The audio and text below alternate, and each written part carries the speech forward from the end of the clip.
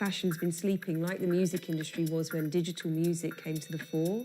Digitization is about to happen to our clothes. Data by design, data becoming paramount around the body, pushing a button for fit, it will be a necessity.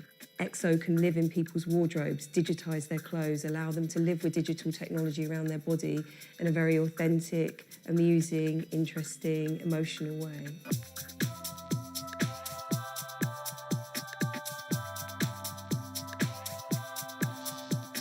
Fashion is kind of still quite antiquated, and the way that we consume content is so quick. For fashion to be able to keep up with that, which it has to, it needs to be able to engage and interface.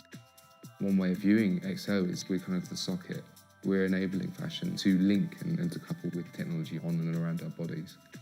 I think for both of us, we're hybrids.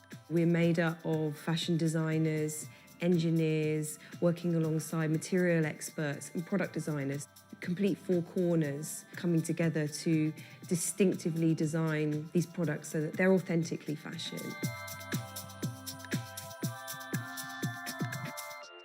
We have a phrase, making science fiction science fact, and that neither comes from Benjamin nor I. It's a combination of building very, very strong narratives. And before we even go to technology or design, we build scenarios of future ways of living. We'll write these stories and share these stories with our collective to create things that feel like the ultimate fantasy. Intimacy and emotion are two really, really big themes in our work, and they're very closely associated to fashion. We're all about connected bodies and the emotion of connected bodies, and that's really, really key. That kind of underlines what we do. So some things are about moments, big manifestations, working with artists. We gather big crowds together and they ultimately see the human body in a very different way. Historically, fashion was really about spectacle, and it was about embracing the moment. And what we can bring through really fantastic inputs and outputs is this kind of new way of the artist becoming this peacock again. The story of how we began to work with performers is really interesting. I was at the time working at Philips Electronics, and we built a dress called the Babel, which is a blushing dress. It read your levels of arousal and blushed for you. And we were in no way implying that we would wander around with our heart on our sleeves, but we were looking at the movement from intelligent to sensitive technologies. Lady Gaga and her stylist Nicola Formichetti became obsessed with this dress and started a campaign to try to get us to show our work outside of the technology environment.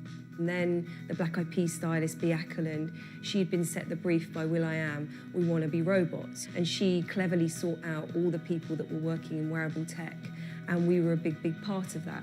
Multiple artists came after that. Azalea Banks, worked with Wayne McGregor for a long time in more artistic ways.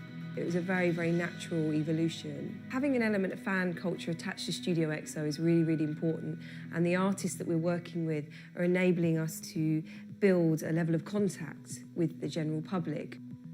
Our fashion future will be much more like our fashion past, and I think we'll invest in product and live with them, and I think the kind of co-creative relationship between consumer and product will totally transform as your clothes upgrade, as you're embedding content in them, as you're transforming them for fit, as the body changes and our kind of levels of desire and ambitions for the body transform.